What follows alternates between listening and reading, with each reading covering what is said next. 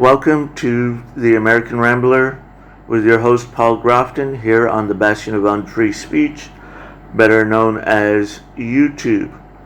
I want to give a big shout out to Maurice Delk. Check out his channel, he's helped me out quite a bit. And also check out his friend Red Supreme. I really want to thank all the new subscribers here. I cannot believe how many have come here to subscribe. I know, right now it's a small number, but believe me, growing organically, it's very good. I don't have the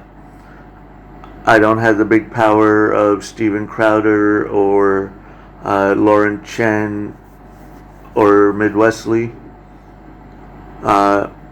So every bit helps. Now, we're going to be talking about Cuba sees biggest protest for decades as pandemic adds to woes. Well, really, is it a protest or is it an insurrection? If there's no violence other than coming from the government, then it's an insurrection. But if there is violence coming from the people, like burning down buildings, looting stores, murdering people, then it's mostly a peaceful protest or a summer of love event. So let's find out. Chanting freedom and calling for President Miguel Diaz-Canel to step down, thousands of Cubans joined street protests from Havana to San Diego on Sunday in the biggest anti-government demonstrations on the communist-run island in decades. Should we really call him president? Hail Fuhrer Diaz-Canel. The protest erupted amid Cuba's worst economic crisis since the fall of the Soviet Union, its old ally, and a record surge in coronavirus infections, with people voicing anger over shortages of basic goods, curbs on civil liberties, and authorities' handling of the pandemic. Of course, government people first. So right now this is an insurrection because there's no violence. Thousands took to the streets in various parts of Havana, including the historic center. The shouts of Diaz-Canel step down, drowning out the groups of government supporters, waving the Cuban flag and chanting Fidel. Okay, so those people are going to get to eat tonight. Special forces jeeps with machine guns mounted on the back were seen throughout the capital, and police presence were heavy even long after most protesters had gone home by 9 p.m. Curfew in place due to the pandemic. Oh, really? You think the curfew is in place because of the pandemic? No, the curfew is in place to control the citizenry. We are going through a really difficult time. Miranda Laraza, 53, a dance teacher who joined thousands of protesters who marched through Havana. We need a change of system. Oh, definitely. Diaz-Canel, who also heads the Communist Party, blamed the unrest on old Cold War foe, the United States, which in recent years tightened its decades-old trade embargo on the island in a televised speech on Sunday afternoon. Well, it looks like the people are voicing their opinions, but because those that are in power do not want to lose power, so they're going to call it an insurrection and blame people who really have nothing to do with it. Because prior to communism, Cuba was a very prosperous island. Oh, I love this. Diaz-Canel said many protesters were sincere but manipulated by U.S. orchestrated social media campaigns and mercenaries on the ground, and warned that further provocations would not be tolerated, calling on support to confront provocations. In other words, we need to shoot our own citizens because they're actually demanding things like food and the right to be free. So I guess this is an insurrection because the only violence is coming from the government. The Führer of Cuba was due to make another address to the nation at 9 a.m. on Monday, according to the state-run media. Julie Chung, acting undersecretary of the U.S. State Department Office of Western Hemisphere Affairs, said it was deeply concerned by calls to combat in Cuba and stood by the Cuban people's right for peaceful assembly.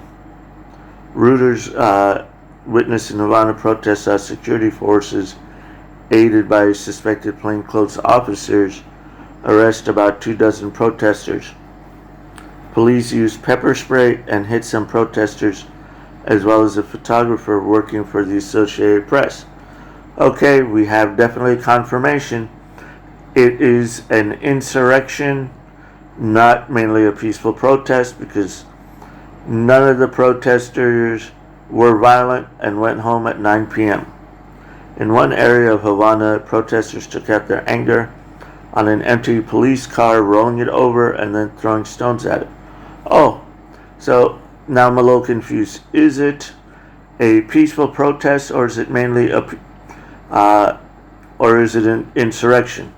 Because Havana protesters took out their anger on an empty police car, rolling it over and then throwing stones at it. Elsewhere, they chanted "repressors" at the riot police.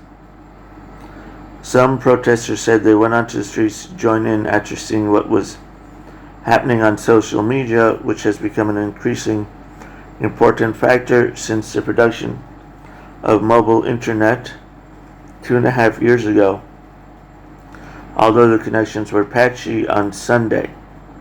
The Caribbean island nation of 11 million inhabitants, where public dissidence is usually restricted, has seen a growing number of protests over the past year, although nothing on the scale simultaneously in so many cities. The anti-government demonstrations were largest since the summer of 1994, said Michael Bustamante, an assistant professor of Latin America history at Florida International University. Only now they were limited to the capital, and they didn't even start there, it seems, he said. Sunday's demonstration broke out around midday in San Antonio de los Banos municipality in Artemisia province. Bordering Havana, video on social media showed hundreds of residents chanting anti-government slogans and demanding everything from coronavirus vaccines to an end of daily blackouts. I just walked through town looking to buy some food, and there were lots of people there, some with signs protesting. Residents Clarice Ramirez said by phone they are protesting blackouts, that there is no medicine. President Diaz-Canel visited the town later, saying, well, not President Führer, I'm not going to pretend that any communist nation has a legitimate and free and fair election. Later saying in his broadcast remarks, we are calling on all the revolutionaries in the country, all the communists, to hit the streets whenever there is an effort to produce these provocations. In other words, he's calling on the state actors, not the citizens. There were protests later on Sunday, hundreds of miles to the east in Palma Soriana, Santiago de Cuba, where social media videos showed hundreds marching through the streets again, confirmed by residents. They are protesting the crisis that there's no food or medicine, that you have to buy everything at the foreign currency store, and on the list goes. Resident Claudia Perez said the protests in Havana started around 3 p.m. and fizzled out around 8 p.m., with some protesters giving up after security forces thwarted their attempt to reach Revolutionary Square. Cuba has been experiencing a worsening economic crisis for 2 years.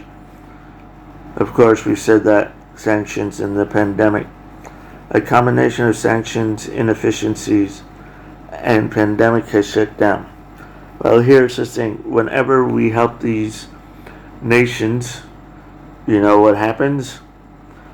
Only the top 2%, the elites in the government, get the stuff, and the people never do.